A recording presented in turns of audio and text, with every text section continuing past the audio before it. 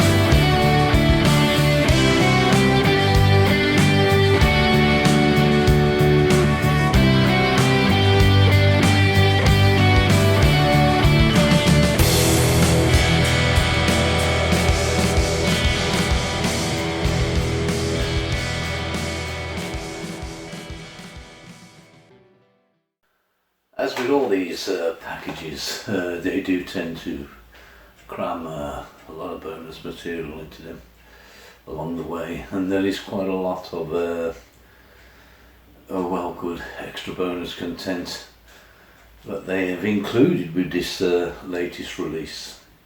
The new stereo remix of the band's debut album, which is done by Andy Bradfield and Avril McIntosh, is really to die for, and it really does breathe new life back into the album.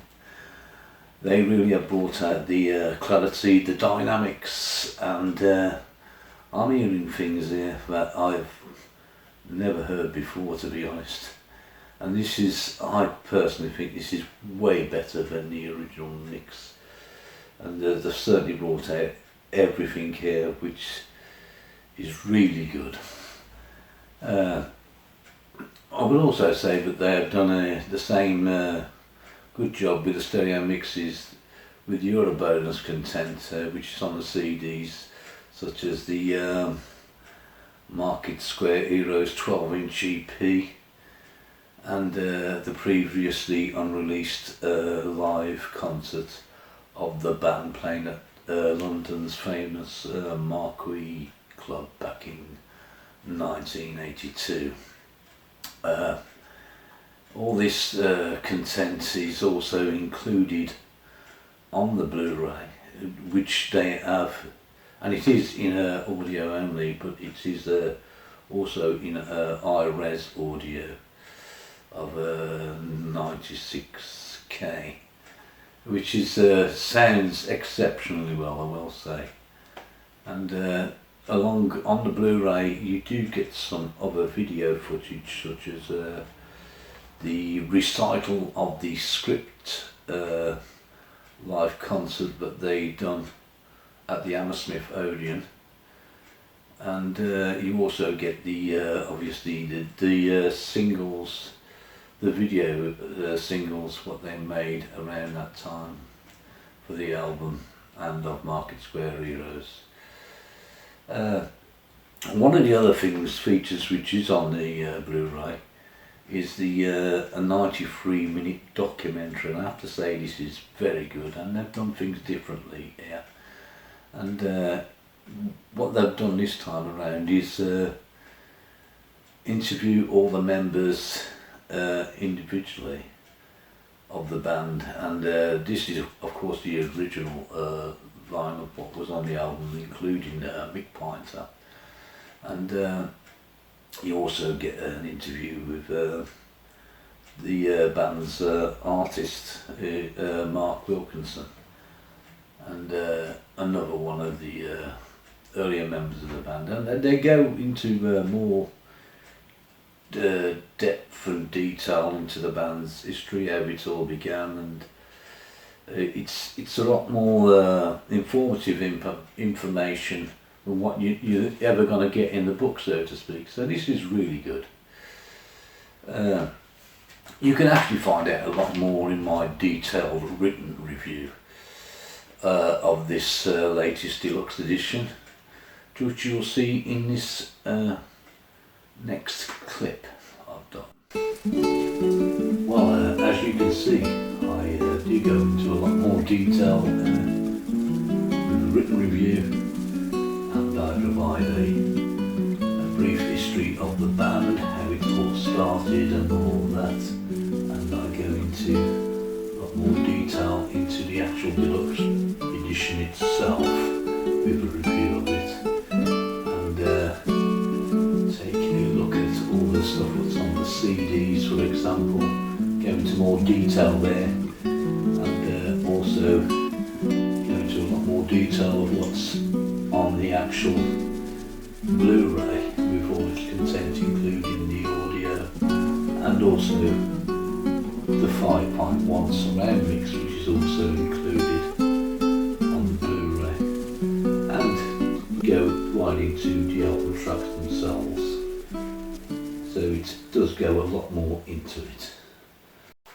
I have provided a link in the description below, so you can look at my written review should you wish to, and Well, I think overall regarding this latest release, there is only really a couple of gripes I do have with it.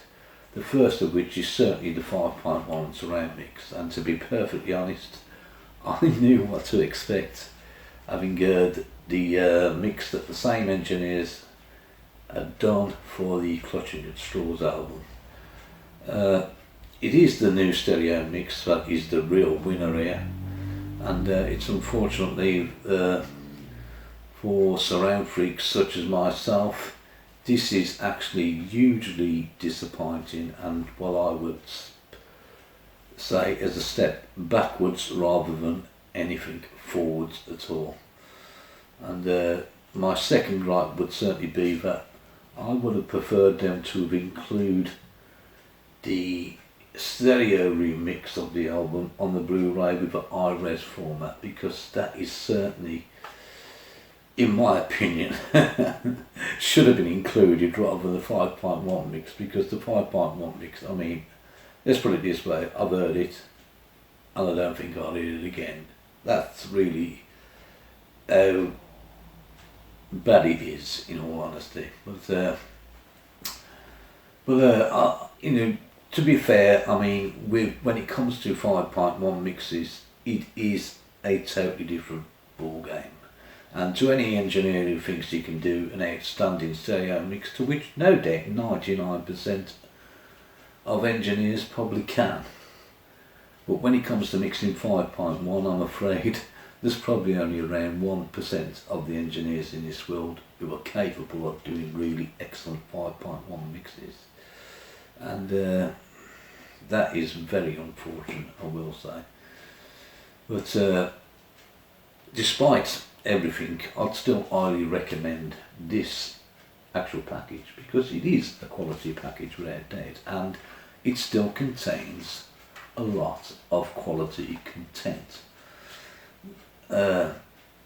This is also my favourite Marillion album, it always has been, to be honest, and so this is certainly a must for me.